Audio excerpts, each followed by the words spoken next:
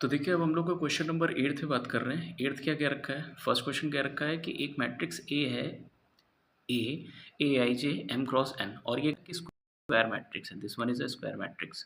Square matrix का condition ये होता है बच्चों कि नंबर ऑफ रोज जो होते हैं, नंबर ऑफ रोज और नंबर ऑफ कॉलम्स, ये दोनों इक्वल होने चाहिए। Number of columns that values are equal. तो दैट मीन्स अगर मैं बात करूँ number of rows and number of columns are equal, तो यहाँ पे क्या रखा है? स्क्वायर मैट्रिक्स है, तो ऑब्वियस सी बात है कि m इक्वल्स टू एनी होना पड़ेगा। इसके बाद मैं क्वेश्चन नंबर 9 पे बात कर ले रहा हूँ। 9 पे समझ लेना। Which of the given values of x y makes the following pairs of matrices equal. ठीक, फिर से ऑब्वियस सी बात है, बोथ मैट्रिक्स आर इक्वल, यानी ये दोनों मैट्रिक्स कैसी हो गई मेरे पास में? इक्वल मैट्रिक्स हो गई है। अगर इक्वल मैट्रिक्स हो गए तो that means corresponding elements are equal. तो 9th वाला देख लीजिए, 9th वाले में बात कर ले रहा है, तो 3x + 7 इक्वल्स टू कितना? 0 हो जाएगा। That means x equals to what? Minus में 7/3। इसी तरीके से मैं बच्चों बात करूँ तो 5 बराबर हो जाएगा y - 2। तो यानी कि y की वैल्यू कितनी हो जाएगी मेरे पास में? y इक्वल्स टू हो जाएगा मेरे पास में 7।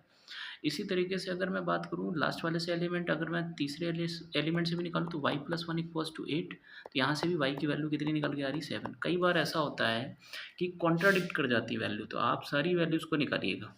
ठीक, तो y की वैल्यू मेरे पास में कितनी आ रही है? 7। ठीक, दोनों जगह से यही वैल्यू निकल रही है।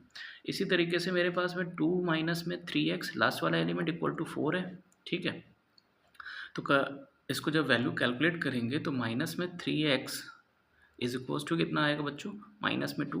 That means x equals to 2/3। अब एक बात समझो जरा ध्यान से, मेरे पास में x की यहाँ पे दो डिफरेंट वैल्यू आई। अब ये बताइए क्या ये पॉसिबल है कि एक ही इक्वेशन में दो अलग अलग वैल्यूज़ हैं? तो नॉट पॉसिबल। ठीक है, तो यहाँ पर अगर हम कहेंगे तो इसका जो ऑप्शन बनेगा नॉट पॉसिबल टू फाइंड। ठीक, अगर मैं देखूँ, देखिए पहले वाली वैल्यू से कितना आएगा? 3x + 7 से वहाँ से माइनस का वो वैल्यू मिल रहा था, और यहाँ से देख लीजिए 2 - 3x इक्वल्स टू 4। तो नॉट पॉसिबल टू फाइंड। हमसे पूछा क्या है? विच of the given values of x y and y make the following pair of matrices equal. तो नॉट पॉसिबल टू फाइंड, कोई भी ऐसी वैल्यूज़ नहीं हो पाएंगी जिसकी वजह से ये दोनों मैट्रिक्स इक्वल होंगे। तो हम लोग आंसर क्या टिक करेंगे? आंसर टिक करेंगे बी ऑप्शन। यहाँ पे देखिए वही प्रॉब्लम आया। अब इसके बाद समझना, इसके बाद मैं ज़रा बात कर ले रहा हूँ क्वेश्चन नंबर 10th पे। इसको समझना क्या कहना चाह रहा हूँ। 10th समझ लीजिए आप। 10th वाला देख लो जरा सा, 10th वाले में क्या है?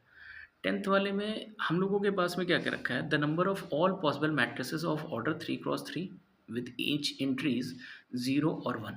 तो एक बात और समझो, अगर जैसे मैंने कहा कि मेरे पास मैट्रिक्स है, कितने क्रॉस कितने की है? 3x3 की है। मेरे पास में कितने एलिमेंट्स हैं? टोटल 9। एक यहाँ पर होगा, एक यहाँ, एक यहाँ, सिमिलरली यहाँ, यहाँ, यहाँ पर, और यहाँ, यहाँ, यहाँ। टोटल 9 एलिमेंट है बच्चों।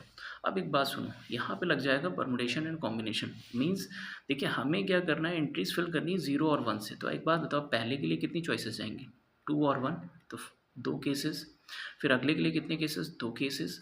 फिर थर्ड वाले एलिमेंट यहाँ पर अगर बात करें तो तब भी मेरे पास है 2 केसेस। इस तरीके से हर एक एलिमेंट के 2 केसेस, तो यानी मल्टीप्लाई होता जाएगा कितनी बार?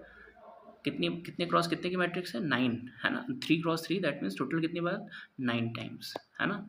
तो मेरे पास में जो एलिमेंट बनेगा वो आ जाएगा 2⁹ एंड 2⁹ आप अगर कैलकुलेट करोगे तो टोटल कितना आता है? 512। तो अगर मैं नंबर ऑफ मैट्रिक्स अगर फाइंड आउट करना चाहूँ कितनी मैट्रिक्स बनेगी? 512 is the correct answer, D option.